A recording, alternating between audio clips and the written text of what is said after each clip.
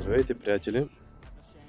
Включвам се днес, както виждате, с един веловлог, но днес няма да снимам разходка с велосипеда. Аз ще ви представя новият ми байк.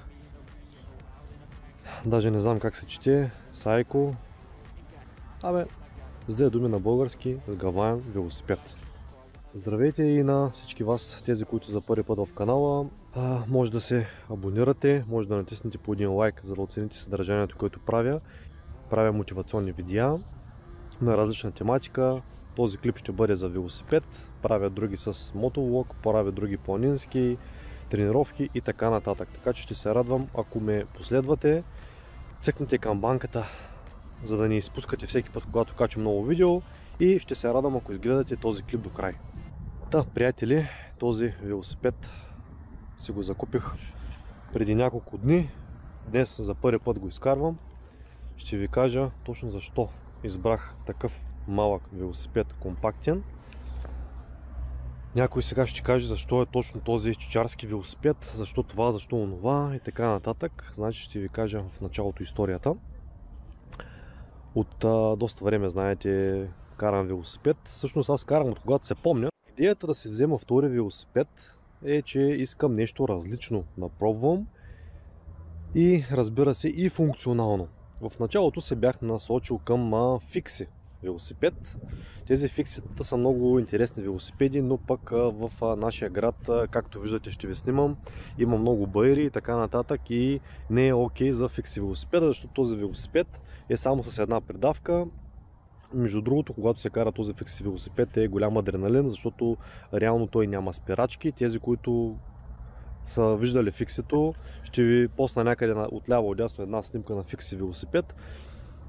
Като погледнете един стандартен велосипед, същевременно е велосипед, който няма спирачки и се спира само единствено със собствена сила и така нататък, но няма да задълбавам за фиксата днес.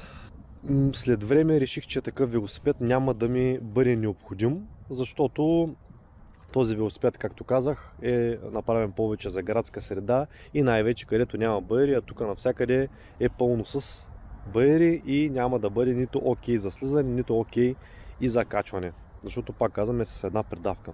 След това търсих друг велосипед, може би от тези, които са downhill, за планина, да се спускаме и така нататък, но тези велосипеди бяха адски скъпи, бяха от сорта на 4-5 до 10-20 дори хиляди лева и според мен е супер неефективно да си купиш такъв велосипед, защото реално ще се ползва, да речем, 10 пъти в годината или да не е 10 пъти в годината, дори през ден да го караш, пак няма да се изплати тази инвестиция, така да се каже.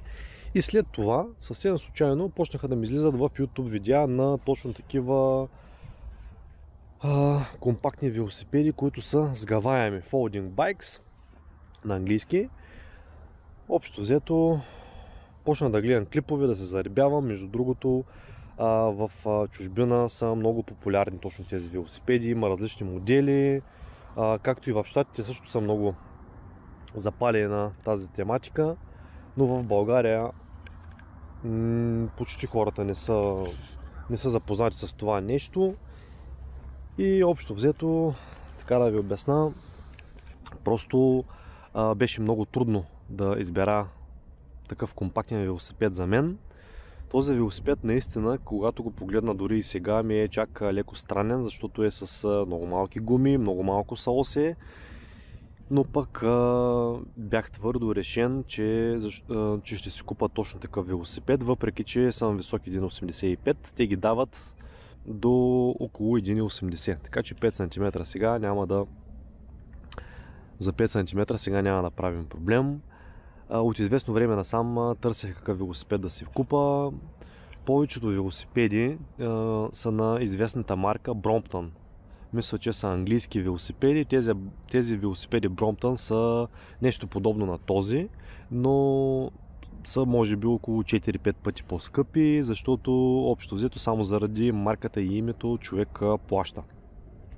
Бях се насочил към някакъв такъв велосипед, но Brompton ми се стори адски скъп и наистина нямаше абсолютно никакъв смисъл да купувам такъв Brompton, защото те са от порядъка на 2000 лева, което според мен е супер, пак казвам, неефективно за сгъваем велосипед, който колкото и да го кара човек, пак не се заслужава 2000 лева за някакви 20 цолови или 16 цолови капли и така нататък.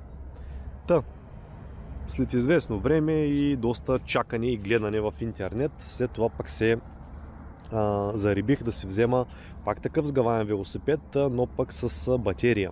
Те бяха отново новите велосипеди около 2000 лева, но пак с времето, когато гледах доста клипове и преценях как са нещата, реално сгъваем велосипед, но пък с тежената на велосипеди малко. Така че те бяха по 14-15 кг на тези сгъваемите велосипеди, които са с батерия.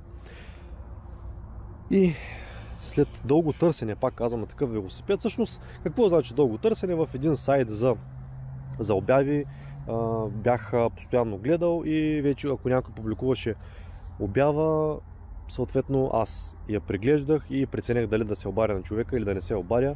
Както знаете, когато купувате велосипед втора ръка, е хубаво човек да се е грижил за него. Повечето велосипеди, които гледах, бяха вкарани внос от Германия. Както виждате, и този велосипед е немски. Повечето велосипеди бяха вкарани от Германия, но състоянието им беше просто плачевно.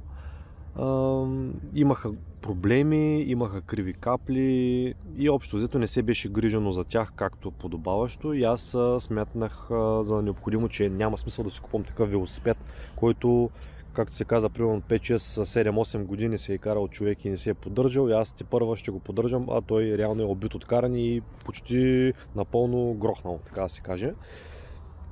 И съвсем случайно видях този велосипед, го имаше на обява. Беше публикуван от една дама. Тя си го е купила за нея, но с течение на времето не го беше карала, дори не е изкарван, така да се каже.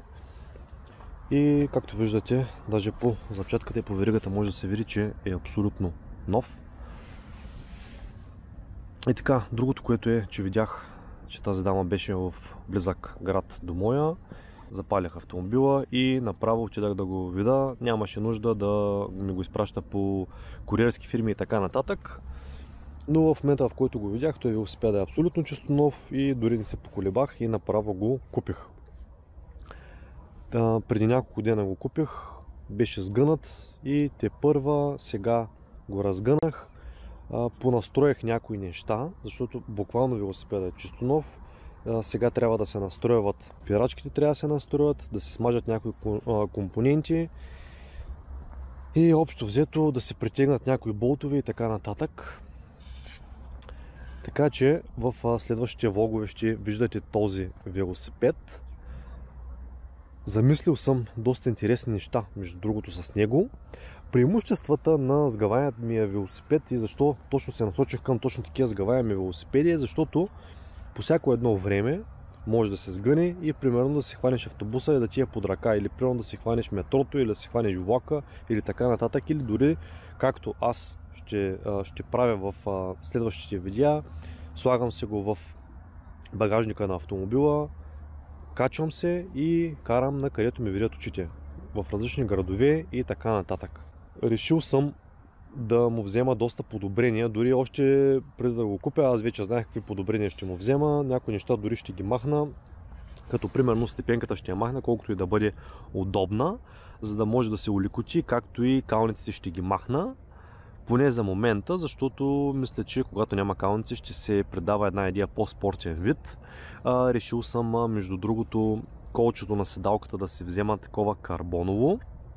В китайските сайтове има с такъв диаметър и дори една идея малко по-високо, така че ще ми е още по-удобно, въпреки че когато съм го дигнал, това е максималната му височина, въпреки че когато съм дигнал тази височина е супер за мен, но ако е една идея малко по-високо, ще бъде още по-добре. Така че гледах доста карбонови части за този велосипед. Гледах средното движение също. Тук може да взема карбоново. Общо взето голяма занимавка. Радвам се между другото за този велосипед, че е с скорости Shimano. Не са висок клас, даже са нисък клас, но пък съм доволен, защото все пак са Shimano. Спирачките също трябва да ги смена, по-точно не спирачките, а колодките, защото са някакви ефтини. Аз искам да спират добре. Даже както виждате, тази спирачка е разкачена, защото все още не е настроена. Единствено настроих само предната спирачка.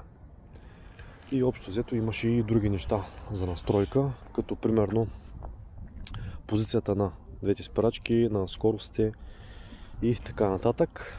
Другото, което съм очарован, бях между другото резервиран, но съм очарован, когато го покарах сега няколко километра този велосипед.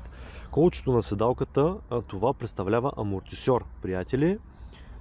Много интересно нещо. И още нещо, самата седалка е на пружини. Викам, бахте чарската седалка, но пък това нещо е супер удобното и действително каквито и дупки да има, ти реално тази седалка не ти прави никакъв проблем, въпреки формата на седалката на мен ми е адски удобна и изобщо не мисля да я сменям.